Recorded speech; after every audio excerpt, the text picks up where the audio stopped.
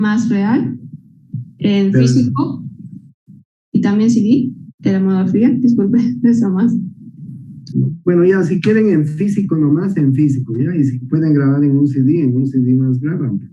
Porque están haciendo, se supone, la monografía en la computadora, ¿no? O están haciendo a pulso, no lo creo.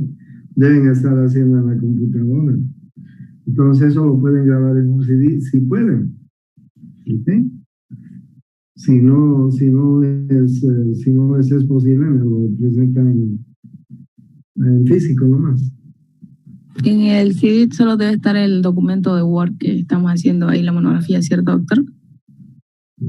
¿Cómo? A ver, no entendí. Recording stopped.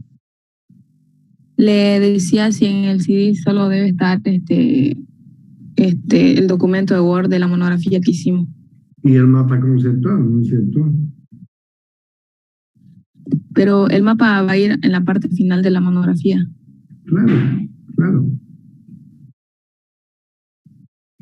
Eso. Ah, ya. Gracias.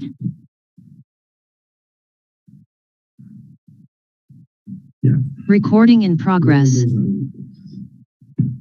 Después del estómago viene el duodeno. Cuando el bolo alimenticio se ha mezclado bien en el estómago, con el ácido clorhídrico, con el jugo gástrico, ¿sí? Muchos de los alimentos han sido fraccionados ya en el estómago. El bolo alimenticio va a pasar al duodeno. Ya no se llama bolo alimenticio. Acá en el duodeno se llama quimo alimenticio.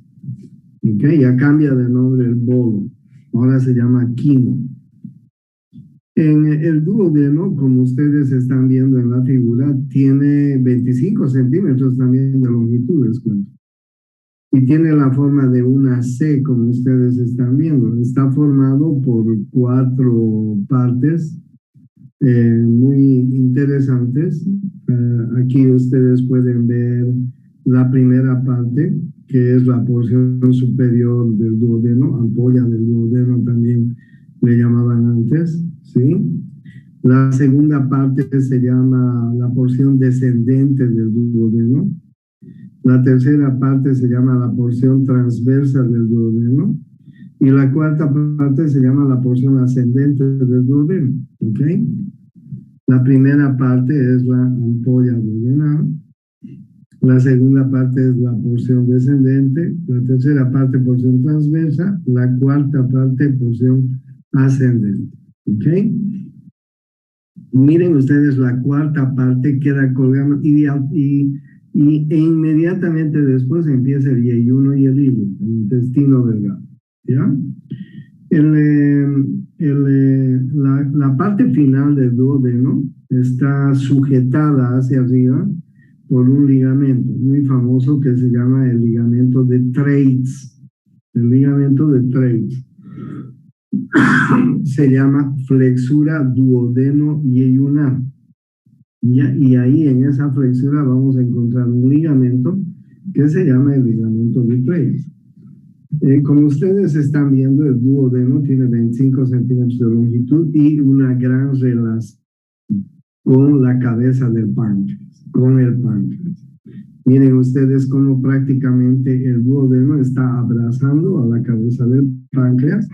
El duodeno en sus 3 primeras porciones es retroperitoneal, en su cuarta porción es intraperitoneal. Y como ustedes están viendo, el duodeno tiene relaciones con el riñón derecho, con la glándula suprarrenal derecha, tiene relación con el riñón izquierdo también, ¿ok? Obviamente que tiene relaciones con la aorta abdominal que está por atrás y con la vena cava inferior, ¿ya? Muy importantes. Y es la continuación del estómago, ¿no? Ahí en la continuación, justamente en la unión entre el estómago y el duodeno, hay un esfínter que se llama el píloro, que va a ir vaciando paulatinamente el quimo alimenticio hacia el duodeno, ¿sí?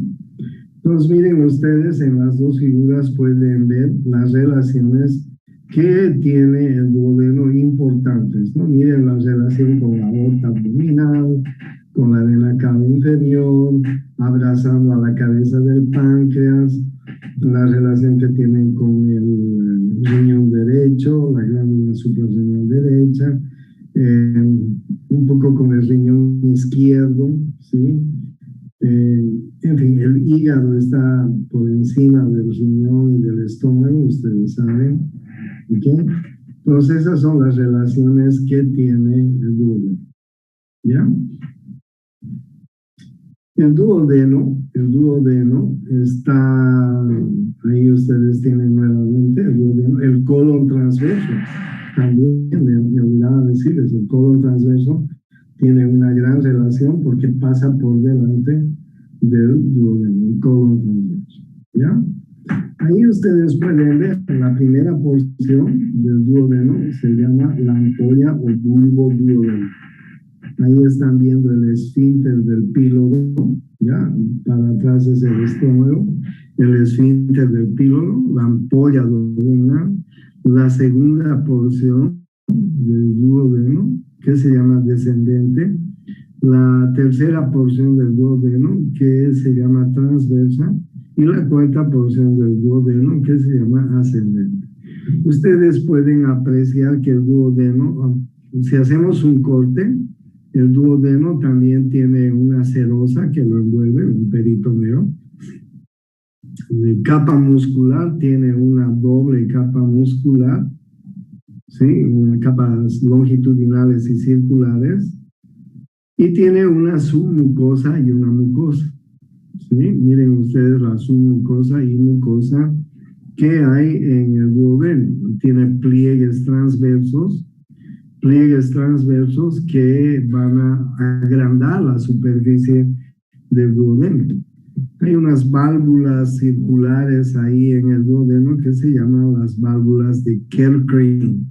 Las válvulas de Kerckring. ¿Ok? Y lo más importante del duodeno es que en la segunda porción del duodeno, en la región posteromedial, desemboca, vamos a encontrar la papila duodenal mayor.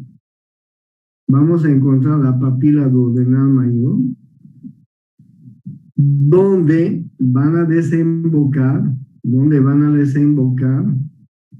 los conductos biliar y pancreático principal. Me voy a bajar un poquito para mostrarles, por favor, de qué les estoy hablando y les voy a repetir. Ahí ustedes están viendo en esta figura como en la segunda porción del duodeno, está desembocando el conducto biliar principal, que se llama colédoco, y el conducto pancreático principal, que se llama Wilson. ¿Ok? En la segunda. Es decir, ahí va a desembocar la bilis y el jugo pancreático. Voy a volver a la figura porque debo seguir hablándoles del duodeno. Entonces, el duodeno no tiene esa importancia, pero suprema, si ustedes quieren. Suprema, porque en la segunda porción del duodeno van a desembocar estas dos. Entonces ahí ustedes pueden ver la papila duodenal mayor, donde desemboca colédoco y conducto pancreático principal, y un poco más arriba van a ver una otra papila que se llama la papila duodenal menor, donde desemboca el conducto pancreático accesorio.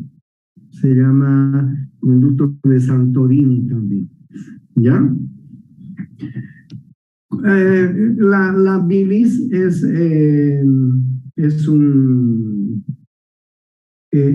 una secreción que produce el hígado, que almacena en la vesícula biliar, y que cuando comemos grasas, pues la vesícula biliar va, digamos, va a producir, no va a producir, sino va a vaciar bilis en el duodeno, porque quien produce la bilis es el hígado. Y la bilis tiene bicarbonato, tiene colesterol, o sea, la bilis va a hacer que se neutralice en el duodeno la acidez del bolo alimenticio que viene hacia el duodeno, porque uno de sus principales componentes, entre otros, es el bicarbonato, ¿sí? Tiene colesterol, tiene sales biliares, lecitinas, en fin. Y la función de la bilis en el duodeno es emulsificar las grasas, emulsificar. ¿Ustedes alguna vez han lavado los platos en la casa después de comer? La mamá les ha dicho, vaya, te toca lavar los platos, ¿sí? ¿Han lavado los platos alguna vez en la casa? Sí, ¿no es cierto? Todos lo hemos hecho, ¿no? Todos lo hemos hecho. Para lavar los platos, ¿qué hacemos? Agarramos el plato, lo acercamos a la pila de agua y hacemos que chorree agua y ya está lavado el plato, ¿no es así? ¿O qué más se hace?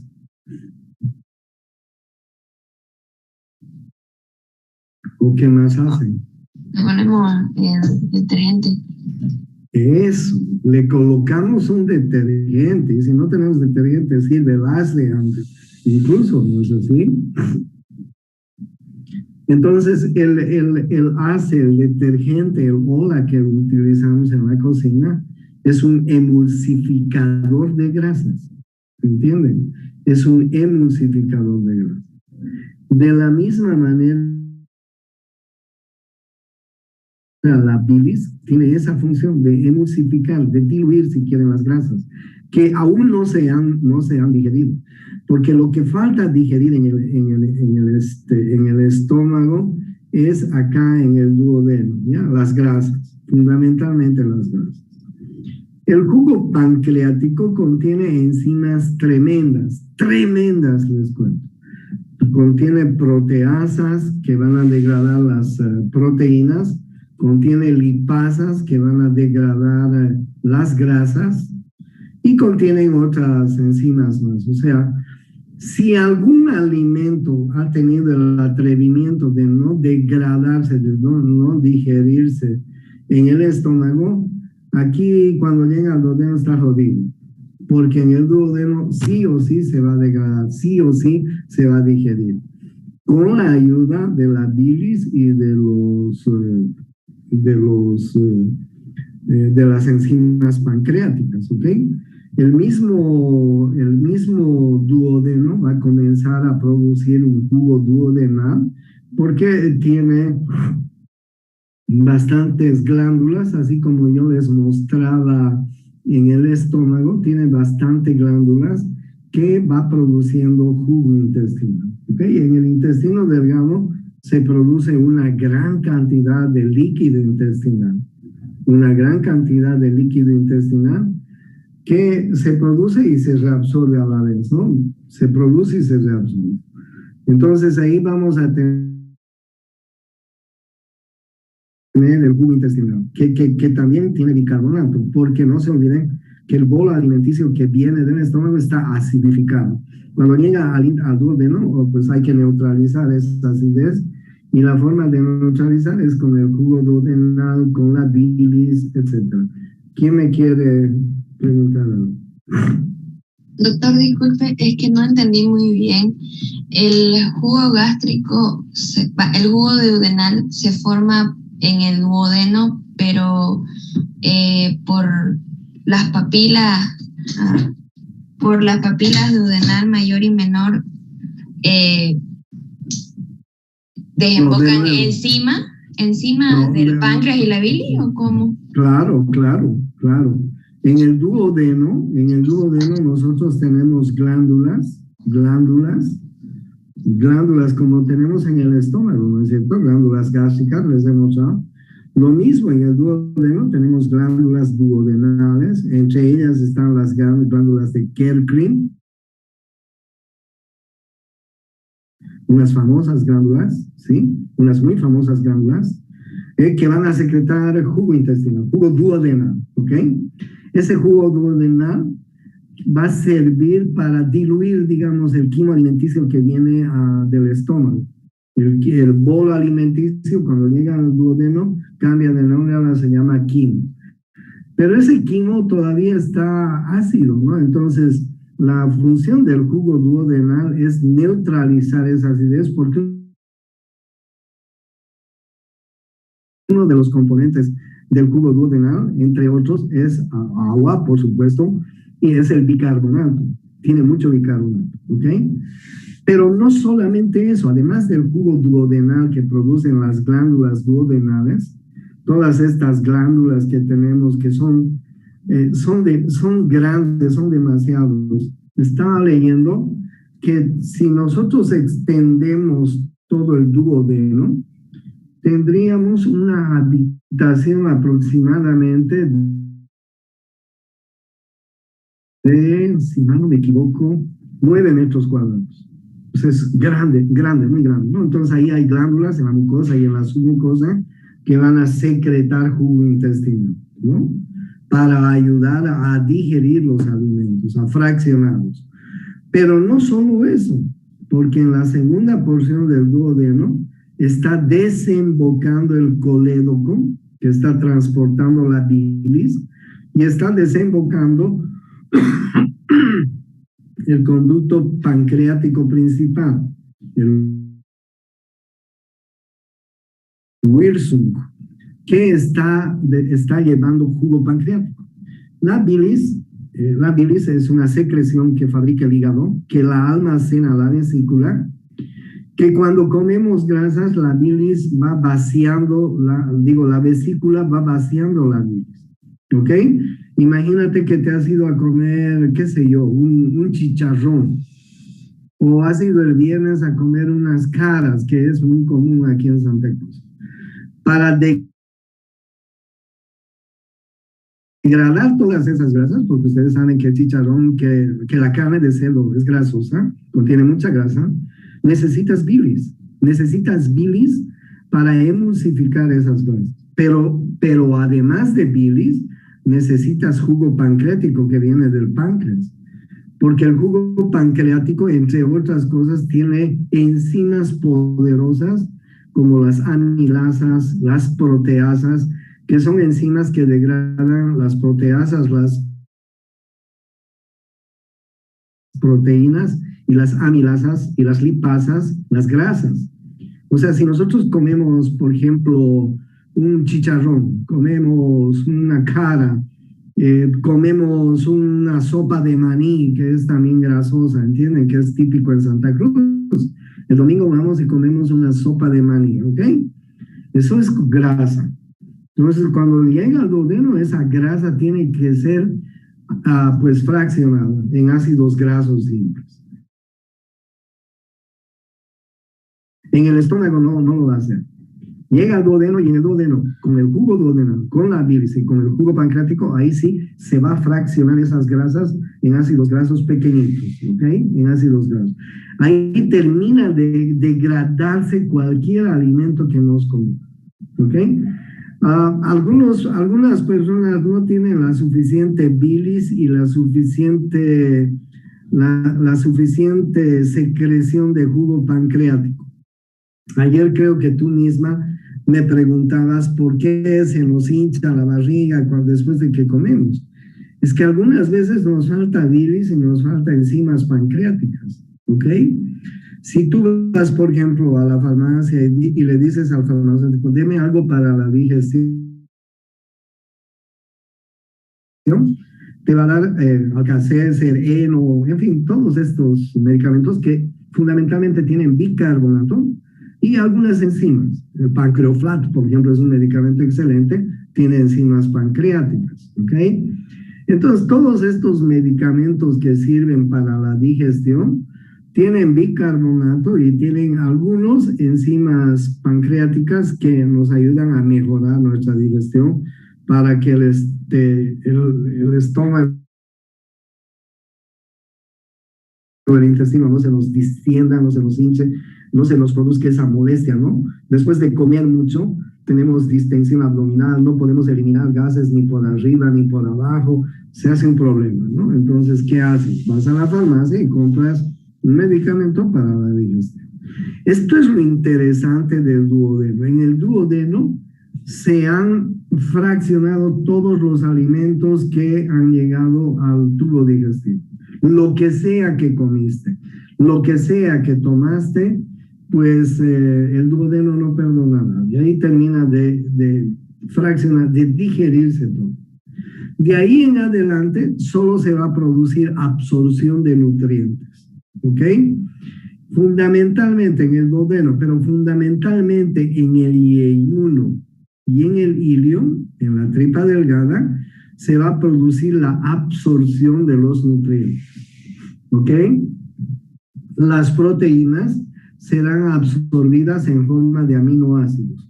Los carbohidratos que comemos serán absorbidas en forma de hidratos de azúcares simples, ¿sí? Y las grasas que comemos serán absorbidas en forma de ácidos grasos simples. Pero no solo eso, lo que quieras que comamos, vitaminas, minerales, etcétera, van a ser absorbidos en el yeyuno y en el ilion, ¿ok? En los 7 metros que tiene esta tripa. Miren, a continuación está el yeyuno, ¿no? Que tiene su cerosa, el peritoneo, mucosa y su mucosa.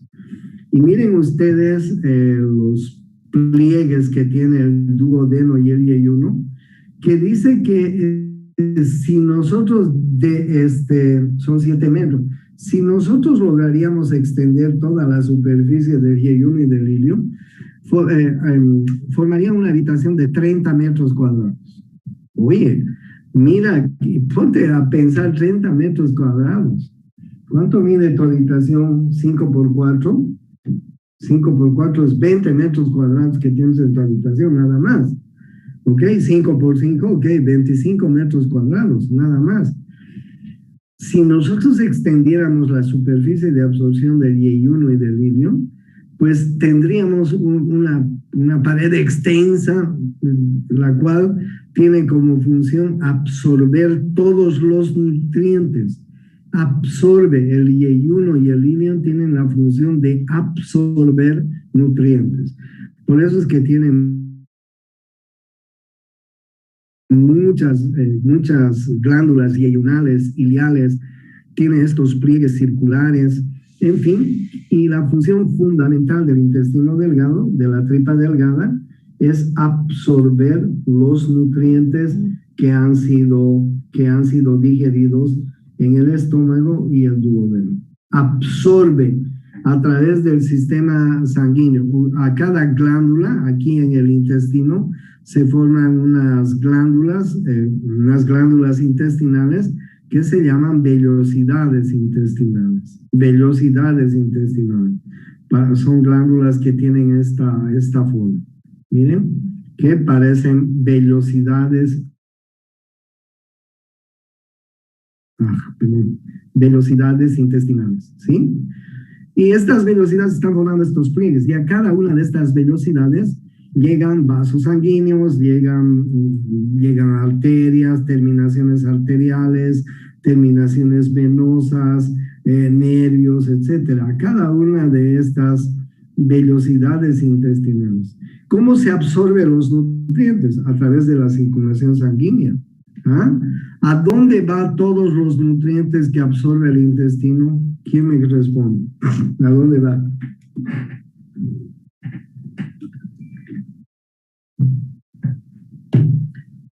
¿A la sangre? Claro, los nutrientes se absorben por la sangre, ¿ya? Hay una vena especial que se llama la vena porta, que va a absorber los nutrientes. ¿Ok? Todos esos nutrientes van a la sangre. Y esta vena porta lleva todos esos nutrientes finalmente ¿a qué órgano? Hay un órgano que es el laboratorio de nuestro cuerpo. ¿Cuál es? Al hígado. ¿Ok? Entonces, todos los nutrientes llegan al hígado y el hígado va a seleccionar y va a administrar los nutrientes. ¿Ok? De esta manera son absorbidos nuestros nutrientes en el organismo, ¿no? Los aminoácidos, los azúcares, los ácidos grasos, los minerales, las vitaminas que contienen los alimentos que comemos, etcétera, ¿no? Lo que no se absorbe en el duodeno y en el intestino delgado, va a llegar ¿a dónde? Porque hay una gran cantidad de alimentos que no se absorben que tiene que llegar al siguiente segmento intestinal. ¿Cuál es el siguiente segmento intestinal? El siguiente segmento intestinal se llama intestino grueso. Intestino grueso. ¿Sí?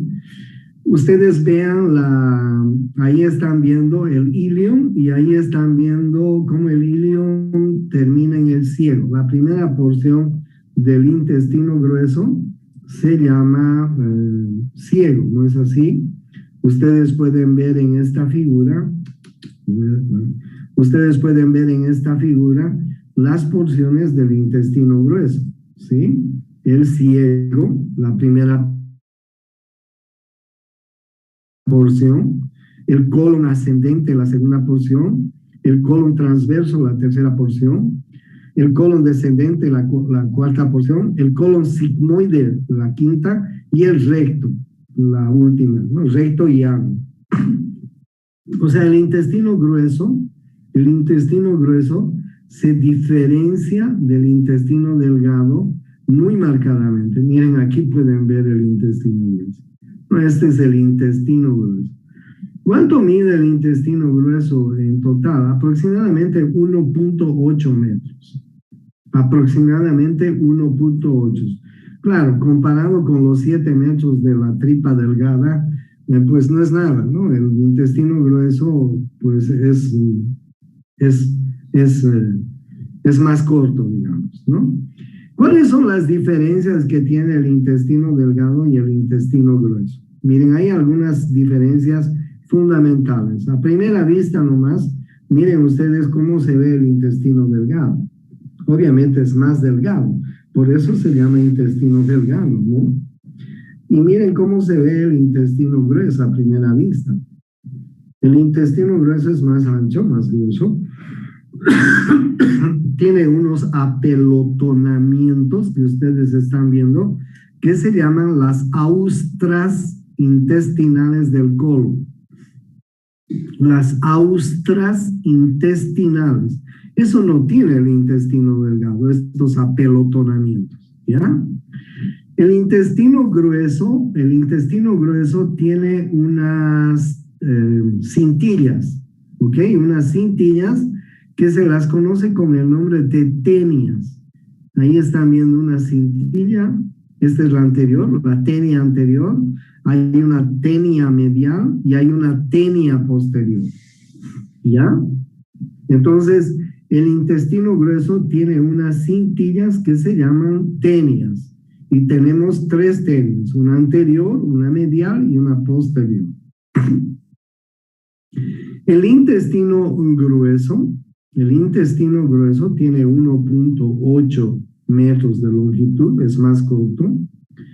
El intestino grueso, además de esto, ustedes van a ver las austras, ya les he dicho, las tenias, ¿ok?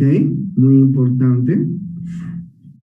Y vean ustedes que en la unión de las tenias, en la primera porción del intestino, en el ciego, vamos a encontrar un pequeño órgano linfoide que se llama el apéndice. El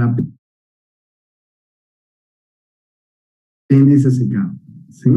Ahí ustedes están viendo el apéndice secado uniéndose al ciego. Esta unión entre el apéndice secado y el ciego, pues es la base, ¿no? Donde a veces se obstruye el apéndice en su pequeño orificio y va a producir inflamación de este apéndice. Bueno, ¿qué otra cosa más importante? Tenemos las austras. Creo que esto es lo que diferencia del intestino delgado el intestino grueso, ¿no? Ahí ustedes pueden ver, miren, la unión del ilion con el ciego. Sí, miren, y ahí ustedes, en la unión de las tres tenias, está el origen del apéndice, el origen del apéndice. Ahí ustedes tienen algunas variaciones del apéndice, ¿no? Con relación al ciego. Esta es la posición normal. Algunas veces el apéndice puede estar detrás del ciego, se llama retrosecado. Algunas, y no se lo encuentra, es una barbaridad, es muy difícil. Algunas veces está en posición normal y sí se lo encuentra. Y ahí ustedes tienen, miren, la unión entre el ilion y el ciego. Se llama iliosecada. Ahí hay una válvula que se llama la válvula iliosecada. Miren ustedes, la válvula iliosecada. Ahí ustedes pueden ver el orificio del apéndice, que este es el que se tapa, algunas veces por fecalitos, por parásitos, por muchas causas, y va a producir inflamación del apéndice cuando se tapa el orificio de ingreso al apéndice, ¿no? Entonces el ciego es la primera parte del intestino grueso, ¿sí? La primera parte. ¿Ya? Y después viene el colon ascendente, el colon transverso, el colon descendente y el colon sigmoide. Algo que no les he mostrado todavía. Mira, aquí está. Fíjense, austras intestinales, tenemos en el ascendente, en el colon ascendente, en el colon transverso, en el colon descendente, ¿ok? En el colon sigmoide y en el recto ya no tenemos austras intestinales. Ustedes están viendo, ya no hay austras, ¿ya? Ahí están viendo, miren ustedes, esta es la válvula iliosecada. Claramente ven el ilion terminando en el cielo. Y miren ustedes algo más que no les he hablado. Ustedes pueden ver unos pequeños apéndices que parecen grasitas. Se llaman apéndices epiploicos, ¿ya? Apéndices epiploicos. Estos apéndices epiploicos les cuento que son ganglios linfáticos. Son ganglios linfáticos que tienen la función de madurar formas jóvenes de glóbulos blancos cuando pues hay una infección en el intestino grueso. Y les pregunto, ¿quién no ha tenido alguna vez algún problema intestinal? ¿Quién no ha tenido? Que tire la primera piedra. Ay, pues no todos hemos tenido infecciones intestinales por comer algún alimento que está en mal estado. En fin, por muchas causas nos ha dado alguna infección intestinal, desde que éramos niños hasta que somos grandes. Entonces, todo el intestino grueso está rodeado de estos apéndices epiploicos, que son ganglios linfáticos donde van a madurar formas jóvenes de glóbulos blancos. Vean ustedes cómo en el intestino grueso hay unos pliegues muy importantes también que sirven para, pues cumplen una función muy importante en todo el intestino grueso. ¿Cuál es la función importante de todo del intestino grueso? En el intestino delgado se ha producido una gran cantidad de líquido intestinal.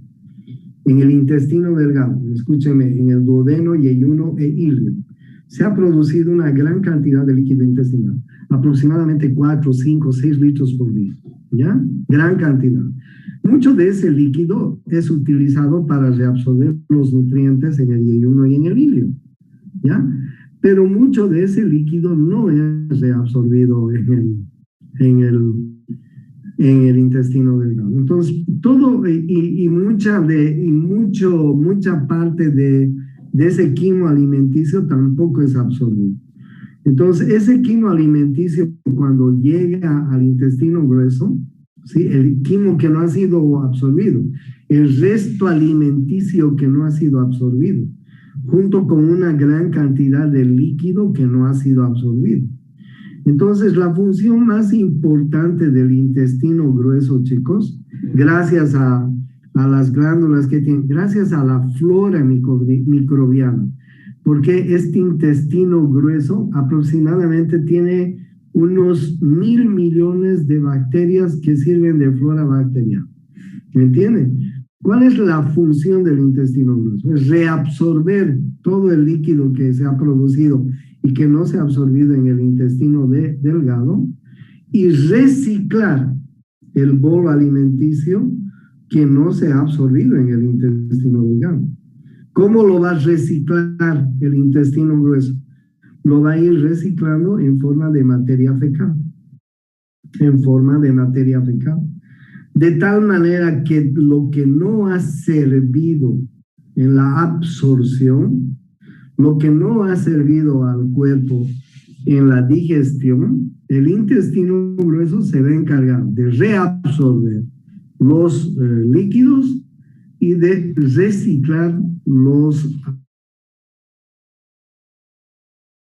pues el resto alimentario que no ha sido absorbido en el intestino grueso. Lo va a reciclar y a medida que va ese resto alimentario va pasando, esa materia fecal va a ir indurándose más y más, de tal manera que cuando llega al último segmento del intestino grueso, la materia fecal ya es sólida y es eliminada como pues una parte de la digestión. O sea, la función importante del intestino grueso es esa y es muy, muy importante, ¿no? Pero hay que destacar que el intestino grueso tiene una gran flora microbiana en su interior que va a ayudar en ese interín, ¿no? No solamente el intestino grueso, el intestino delgado también tiene flora bacteriana, pero el intestino grueso tiene una gran flora microbiana, ¿ya? Entonces, después la parte final del intestino, la parte final del intestino grueso se llama colon sigmoide y recto, y luego viene el ano. Eso lo vamos a ver mañana. Hasta aquí, ¿tienen alguna pregunta?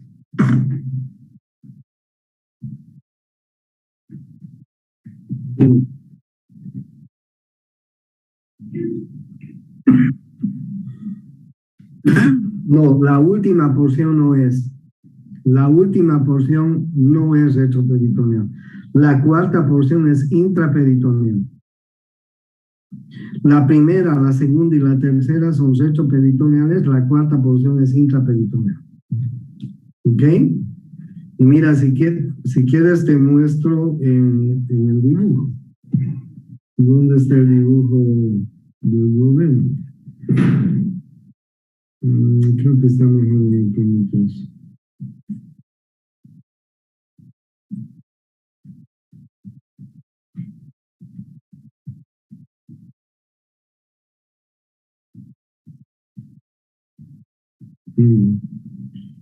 A ver, esta primera, esta segunda y esta tercera son retroperitoneales. La cuarta porción es intraperitoneal, está envuelta por el peritoneo. Miren ustedes cómo ahí vamos a encontrar el ligamento de Treitz, ¿sí? Ese es el ligamento de Treitz.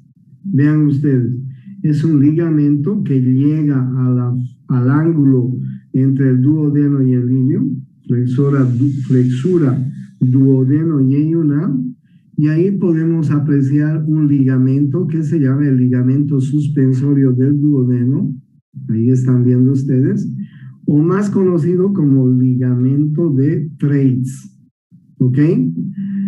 Del ligamento de Treitz para arriba, se dice, se clasifica a las enfermedades digestivas, ¿ok? Por ejemplo, cuando hablamos de hemorragia digestiva alta, por decirles algo, Del ligamento de Treitz para arriba y del ligamento de Treitz para abajo es hemorragia digestiva baja. Esa clasificación manejamos los cirujanos. ¿Ok? Entonces es muy importante esta flexura duodeno-yeyunal que produce la cuarta porción en el duodeno, que es la porción que está envuelta por todo el peritoneo. ¿Alguna otra pregunta?